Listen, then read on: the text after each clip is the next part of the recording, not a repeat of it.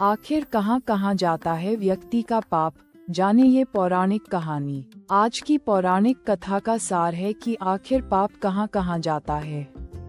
इसी संदर्भ में एक बार एक ऋषि ने सोचा कि लोग पाप धोने के लिए सभी लोग गंगा जाते हैं। ऐसे में सारे पाप गंगा में ही समा जाते हैं। इस तरह तो गंगा भी पापी हो जाएगी। उस ऋषि ने ये जानने के लिए आखिर पाप जाता कहाँ है, तपस्या की।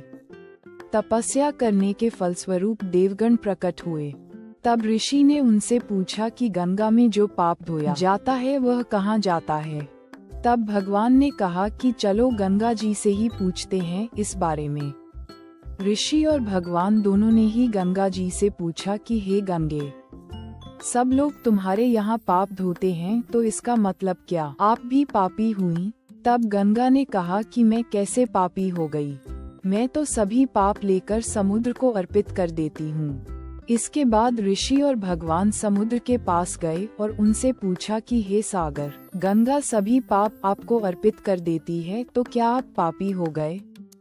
तब समुद्र ने कहा कि वो कैसे पापी हुआ, वो सभी पाप को भाप बनाकर बादल बना देता है। अब ऋषि और भगवान दोनों ही बादल के पास गए, उनसे पूछा कि हे बादल, समुद्र पापों को भाप बनाकर बादल बना देते हैं तो क्या आप पापी हुए? बादलों ने कहा, मैं कैसे पापी हुआ, मैं तो सभी पाप को वापस पानी बना देता हूँ और धरती पर गिरा देता हूँ। इससे ही अन्न उपजता है, इसे ही मानव खाता है।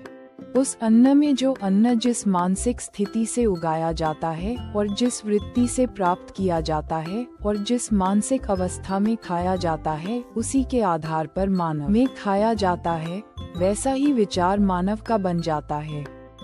ऐसे में हमेशा भोजन शांत रहकर ही ग्रहण करना चाहिए। अन्न जिस धन से खरीदा जाए वह धन भी श्रम का होना चाहिए।